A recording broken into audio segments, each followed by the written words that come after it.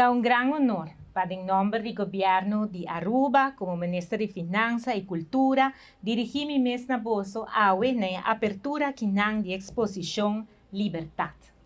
Libertad es una palabra que está resona y está toca nos tour aquí en Aruba. De nos himno nacional nos está referir a nos amor para libertad. De nos constitución está estipula que cada de nós na Aruba tem direito a libertad y seguridad personal. Libertad por ser privada solamente en caso de forma que la ley está prescribir. A lucha para essa parte de Aruba está un ejemplo claro. Que libertad no es solamente una palabra bonita, pero su valor real está depende de cómo nos por usar y mantener. Libertad y seguridad está morocho. Si no tem seguridad personal y social, una persona o un grupo no por mover sin obstáculo. Libertad está requerir que você tenha cuenta con otro. Bo libertad tem su límite, ora te toca espacio y ser de bo prójimo.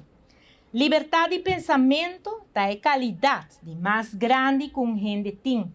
Ciencia por mide frecuencia de corriente de una persona su cerebro y por mide su emoción.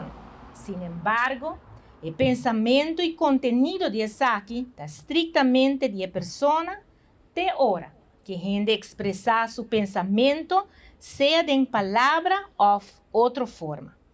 Libertad de pensamento tem capacidad grande que un artista usa para expresar su mira riba mundo, sea externo o es un interno DJ. Sin que obra nan, me está convencida que cada artista su libertad de pensar y crea, está invitar cada de nós para explorar con nos mesta y experienciar libertad.